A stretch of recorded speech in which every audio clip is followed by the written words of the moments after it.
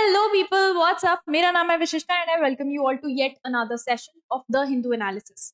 आज हम डिस्कस करने वाले हैं 8 तारीख यानी 8 अक्टूबर के द हिंदू में क्या क्या हुआ on the basis of analysing 10 most important topics अपन ने यहाँ पे उठाए, including legal affairs, national affairs, international affairs. अगर कोई साइंस से रिलेटेड टॉपिक है तो वो मोस्ट इंपॉर्टेंट टॉपिक्स हम उठा के डिस्कस करने वाले हैं। Starting with the first topic, supreme court on Bihar electoral rolls. तो यहाँ पर हो क्या रहा है, इशू क्या है कि after a special intensive revision, बहुत अच्छे से रिवीजन हुआ of the seats, 65 lakh names को रिमूव किया गया था जो वोटर्स लिस्ट में थे एंड 21.5 लाख को ऐड किया गया था। अब बहुत सारे वोटर्स जो होते हैं वो इलेक्शन से पहले मे बी उनकी डेथ हो चुकी है या फॉर वट एवर रीजन ऐसे लिस्ट में अपडेट करना पड़ता है जिसमें उन नामों को हटाना पड़ता है who are not eligible for voting या who are not going to vote anymore. Plus बहुत सारे लोग ऐसे होते हैं जो नए नए वोटर्स बने, मतलब 18 साल के हुए हैं, तो उनको लिस्ट में ऐड करना पड़ता है। तो ये हर इलेक्शन से पहले रिवीजन लिस्ट नई निकाली जाती है एंड उसी के साथ साथ 3.66 lakh deleted from Bihar electoral list. Petitioners जो थे including Prashant Bhushan the infamous, उनका ये आर्ग्यू करना था कि lakhs of women and Muslims were disproportionately excluded, कि बहुत सारों को सिर्फ बेसिक डॉक्यूमेंटेशन के बेसिस पर डिस्प्रोपोर्शनेट तरीके से बिना देखे समझे एक्सक्लूड कर दिया गया था वोटर्स लिस्ट में। तो इसके ऊपर पिटिशन फाइल की गई थी सुप्रीम कोर्ट में। सुप्रीम कोर्ट ने बेसिकली किया क्या, अच्छा, ये पूरे इलेक्शन प्रोसेस के पीछे जो रिस्पॉन्सिबल बॉडी होती है इज द इलेक्शन कमीशन। तो सुप्रीम कोर्ट ने इलेक्शन कमीशन से ही पूछा कि ये जो डिलीट किए गए हैं खासतौर पे विमेन एंड मुस्लिम्स को जो डिलीट किया गया है लिस्ट से, वाज दिस कम्युनिकेटेड इंडिविजुअली। जो rule 21A of the registration of electors rules होता है 1960, इसके अकॉर्डिंग आपको जब आप डिलीट कर रहे होते हो किसी भी वोटर को, you have to inform them individually. तो सुप्रीम कोर्ट ने ईसी से पूछा कि बेसिकली आपने ड्यू प्रोसेस के अकॉर्डिंग ये चीज की है या नहीं की है। अच्छा, ये इंपॉर्टेंट क्यों है? सबसे पहले तो हर एक इंसान को हमारा कॉन्स्टिट्यूशन प्रोवाइड करता है the right to vote. Although right to vote हमें फंडामेंटल राइट्स के अंडर नहीं है, but still it is a constitutional right, तो हम उसको एनफोर्स करवा सकते हैं। It is not a fundamental right but a constitutional या statutory right under article 236 of the constitution. दूसरा, अच्छा, अगर ऐसे होगा, और सुप्रीम कोर्ट का भी सेम कहना था कि democracy is all about transparency. अगर वोटिंग का जो प्रोसेस है या ये जो सारा का सारा प्रोसेस है इसमें ट्रांसपेरेंसी नहीं रहेगी तो कल के जाके धीरे धीरे करके लोगों का भरोसा उठ जाएगा इलेक्शन पर।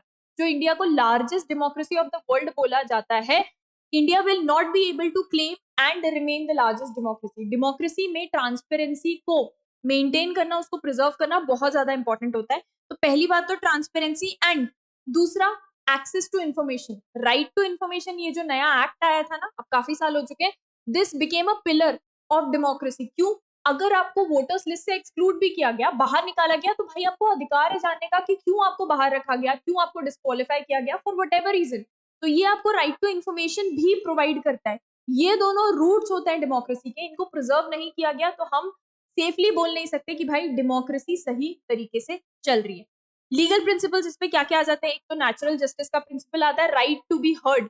अगर मैं वोट देने की एलिजिबल एज में आती हूँ बट मुझे लिस्ट से बाहर रखा गया है, तो मुझे एक तो अधिकार है जानने का कि क्यों, और दूसरा मुझे अपनी सफाई देने का, या मुझे कुछ प्रेजेंट करना है, या हो सकता है सामने वाले से गलती हुई हो मुझे जो लिस्ट से बाहर रखा, तो उसमें मुझे भी अधिकार है भाई कि मेरी बातें भी सुनी जाए। ये प्रिंसिपल्स ऑफ नेचुरल जस्टिस पूरे दुनिया में अप्लाई करते हैं। Right to be heard before deletion, मुझे डिलीट करने से पहले या मेरे नाम को डिलीट करने से पहले मेरे पास अधिकार है कि मैं उस चीज को सुधार सकूं। कुछ गड़बड़ मेरे पार्ट पे हुई है तो वो डॉक्यूमेंट प्रॉब्ली प्रेजेंट कर सकूं, सामने वाले की पार्ट पे कोई गड़बड़ हुई है तो उस चीज को भी मैं सुधार सकूं, ये पूरा अधिकार है मेरा। ठीक है। Proportional representation, gender equality and in electoral process, तो ये बेसिकली अभी पूरा चल रहा है। अभी फिलहाल तो सुप्रीम कोर्ट ने सवाल पूछा है इलेक्शन कमीशन में, धीरे धीरे करके जैसे प्रोसेस आगे बढ़ेगी तो आगे आने वाले दिनों में हमको समझ में आएगा what was the final decision. Coming on to the next important news, advocate misconduct के ऊपर ये है। जो फुटवेयर चप्पल फेंकने वाला इंसिडेंट हुआ था on the chief justice of India, इसके ऊपर पूरा इंसिडेंट है। तो 6 अक्टूबर की बात है, एक लॉयर ने अपनी चप्पल उतार के चीफ जस्टिस ऑफ इंडिया के ऊपर ड्यूरिंग द प्रोसीडिंग चल रही है and he tried to throw the slipper at the chief justice of India, he was stopped by the security. अब यहाँ पे हमारे लिए प्रोबेबली इंपॉर्टेंट क्या क्या है, legal issues, contempt of court मतलब वो जो लॉयर है, जो एडवोकेट है, वो क्या क्या फेस कर सकता है यहाँ पे। सबसे पहले तो आता है कंटेम्प्ट ऑफ कोर्ट, आर्टिकल 129 और आर्टिकल 142 के अंडर। जानते हैं कि कंटेम्प्ट ऑफ कोर्ट आर्टिकल 129 142 बात क्या क्या करता है, ठीक है। जब हम बोलते हैं आर्टिकल, तो it's pretty obvious that we are talking about the constitution of India. तो when we are talking about article,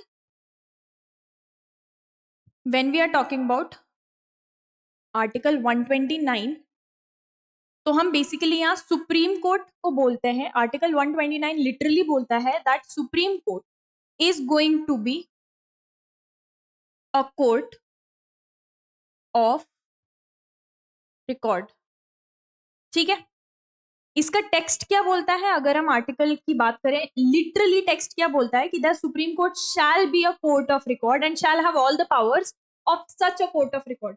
court of record का मतलब क्या होता है, किसी भी कोर्ट के पास खुद के कंटेम्प्ट के लिए पनिश करने का अगर पावर हो तो उसको अपन बोलते हैं it is a court of record. तो ये पावर सुप्रीम कोर्ट को आर्टिकल 129 देता है। मीनिंग क्या होता है कोर्ट ऑफ रिकॉर्ड का, what do we mean when we say कि it is a court of record? तो वी मीन कि सारे के सारे judgments, all judgments, orders and proceedings of the Supreme Court are recorded for perpetual memory। जो भी होता है वो सब ऑन रिकॉर्ड रहता है फॉर परपेचुअल मेमोरी। दूसरा, दीज रिकॉर्ड्स, ये जो रिकॉर्ड करके रखी जा रही हैं चीजें, these records have evidentiary value, evidentiary value and can not be question in any court. किसी भी कोर्ट में अगर ये सुप्रीम कोर्ट में कोई कार्यवाही चल रही है, उसकी रिकॉर्डिंग दिखाई जाए या बताई जाए कि सुप्रीम कोर्ट में ऐसा ऐसा डिस्कशन हुआ था, ऑन रिकॉर्ड बताया जाए, तो किसी भी कोर्ट में उसके ऊपर सवाल नहीं उठाया जाएगा और उनकी एविडेंशियरी वैल्यू होती है, मतलब आप उसको एविडेंस के तौर पे प्रेजेंट कर सकते हैं। And can not be questioned in any court, ठीक है। अच्छा, ये हो गया कोर्ट ऑफ रिकॉर्ड की जब हम बात करते हैं। दूसरी चीज जो होती है आर्टिकल 129 जो प्रोवाइड करता है इस power of contempt, power of contempt. Power of contempt क्या होता है, basically supreme court can punish anyone, कोई भी हो सकता है, लॉयर हो, क्लाइंट हो, लेमैन हो, कोई भी A to Z, anyone for contempt of itself, खुद के कंटेम्प्ट के लिए, ठीक है। चाहे वो सिविल कंटेम्प्ट हो, चाहे वो क्रिमिनल क्रिमिनल कंटेम्प्ट हो। दूसरा, जो भी जुडिशरी होती है, हमारा कोर्ट सिस्टम होता है, उसकी डिग्निटी, अथॉरिटी एंड इंडिपेंडेंस को एंश्योर करने की जिम्मेदारी होती है सुप्रीम कोर्ट, ठीक है। अच्छा, जैसे स्कैंडलाइजिंग द कोर्ट, आपने किसी एडवोकेट ने कोर्ट में इस तरीके की कोई बात की जिससे कोर्ट को स्कैंडलाइज करा दिया गया, या कोर्ट की जो एक गरिमा होती है, एक सीमा होती है, उसके पार, उस बाउंड्री को क्रॉस करके बातें की, तो उसमें कंटेम्प्ट ऑफ कोर्ट लग सकता है। दूसरा, जस्टिस, एडमिनिस्ट्रेशन ऑफ जस्टिस के साथ कुछ हेरा फेरी की, उसमें कुछ रुकावटें लाने की ट्राई की किसी ने भी, उनके ऊपर भी कंटेम्प्ट ऑफ कोर्ट लग सकता है। तो ये हमको प्रोवाइड करता है आर्टिकल 129।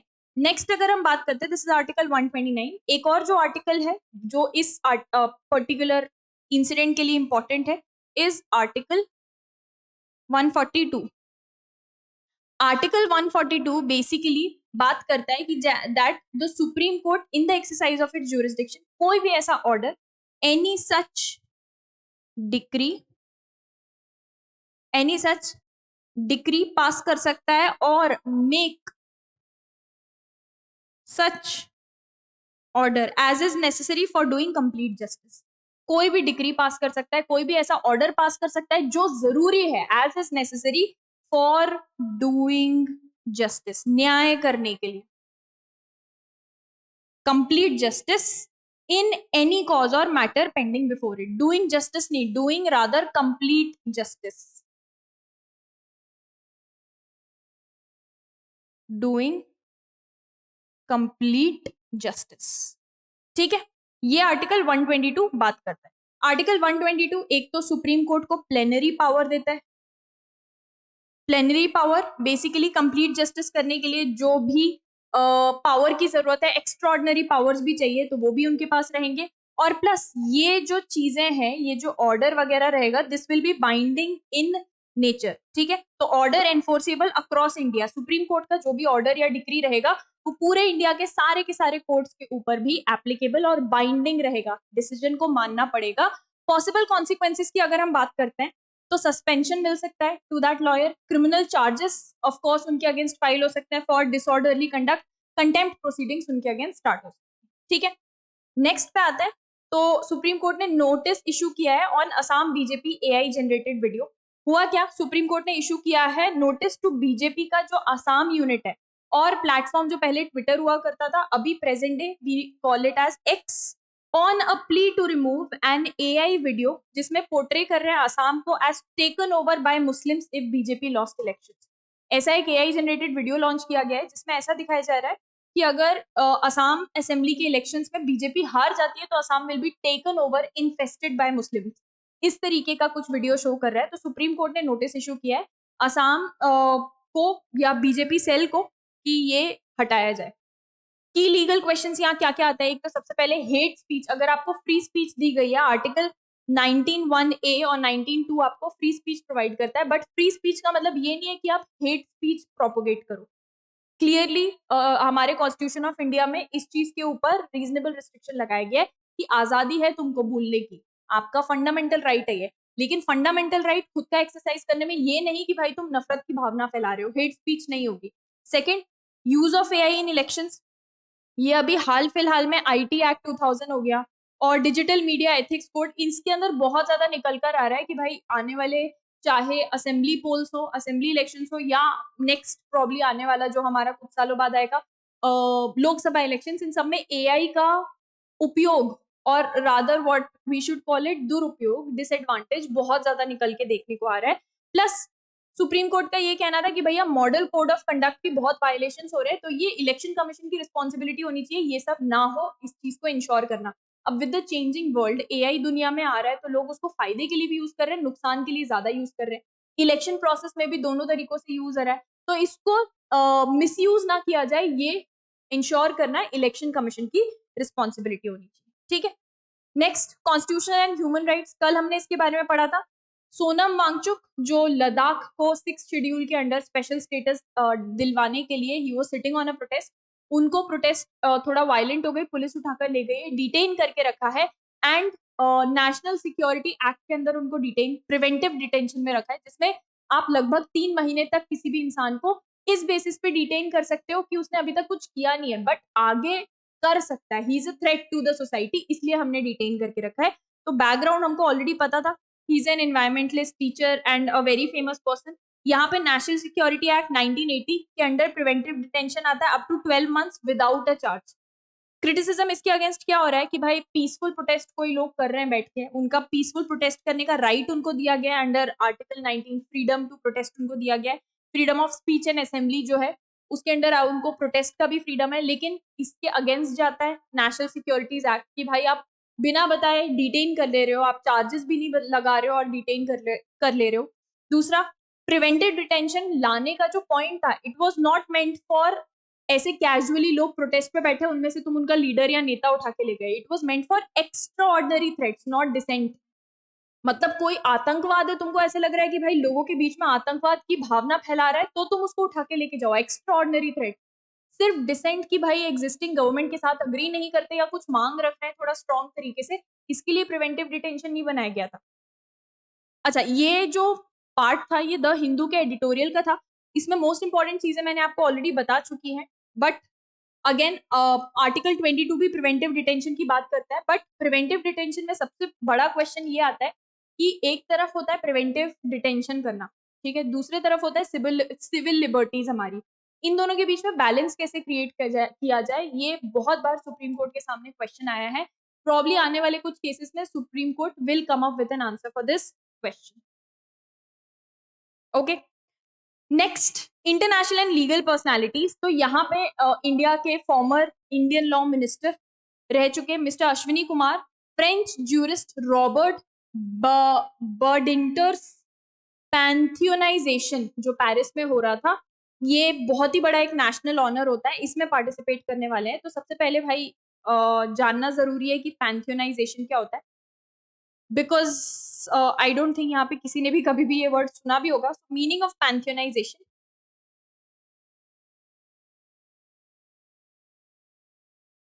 पैंथेनाइजेशन लिखो सेशन लिखो एक ही बात है, वही अमेरिकन और यूके में डिफरेंस आता है। ये बेसिकली एक सेरेमनी होती है या जिसको हम सेरेमोनियल एक्ट बोल सकते हैं। तो इट इज अ सेरेमनी या ceremonial act of commemorating a person in the pantheon. Commemorating का मतलब celebrating, honouring a person in the pantheon, ठीक है।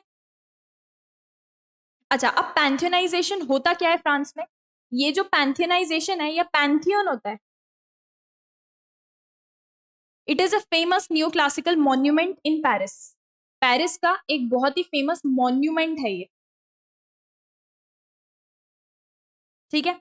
ओरिजिनली जो मॉन्यूमेंट था इसको चर्च के तौर पे बनाया गया था, बट आफ्टर फ्रेंच रेवोल्यूशन ये एक नेशनल म्यूसोलियम टाइप का बन गया, हेरिटेज टाइप का बन गया, ठीक है। यहाँ पे जो फ्रांस के मोस्ट डिस्टिंग्विश्ड सिटीजन्स होते हैं, जैसे बड़े बड़े फिलोसोफर्स हो गए, बड़े बड़े राइटर्स हो गए, बड़े बड़े जूरिस्ट होते हैं, साइंटिस्ट हो गए, ये सब इस मॉन्यूमेंट में रहते हैं, ठीक है। इट हाउसेस देम, जैसे वोल्टेयर हो गया, रूसो रहा है, मैरी क्यूरी यहाँ पर रह चुकी है।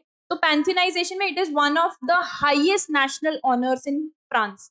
मतलब जैसे यहाँ भारत रत्न होता है, वहां पैंथिनाइजेशन होता है किसी भी फ्रांस के ही सिटीजन को जो किया जाता है, one of the highest honours.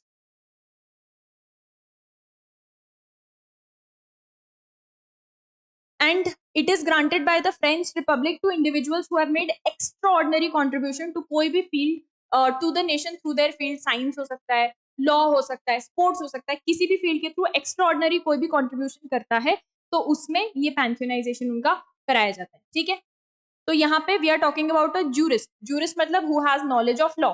Robert Badinter's, उनका पैंथियोनाइजेशन हुआ है और इस सेरेमनी में बेसिकली ही वाज आल्सो, जो फॉर्मर इंडियन लॉ मिनिस्टर थे, he was also invited,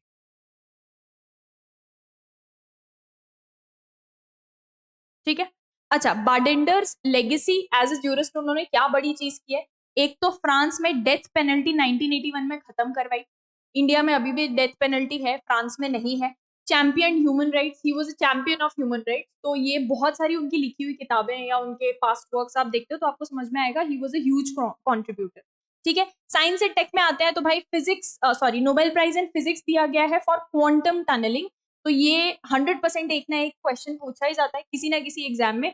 winners 3 लोग हैं, जॉन क्लार्क, तो 2 जॉन है, याद रखना आसान है, और तीसरा Michael Mitchell, I am not really sure, but या John Clark, Mitchell Devret and John Martinez, ठीक है। तो 2 जॉन है, एक मिशेल है। अचीवमेंट क्या था इनका? इन्होंने डेमोन्स्ट्रेट किया quantum tunneling in circuits using Josephson junctions. हमको कभी नहीं समझ आ सकता, this is related to physics, but basically ये आपसे क्वेश्चन 2 तरीके से आ सकते हैं, या तो आपसे नाम पूछ लिया जाए कि किनको दिया गया है या किस काम के लिए। तो क्वांटम टनलिंग से रिलेटेड फिजिक्स में उन्होंने काम किया है, तो नोबेल प्राइज इन फिजिक्स दिया गया है, ठीक है। सुपरमून हमको ऑलरेडी पता है।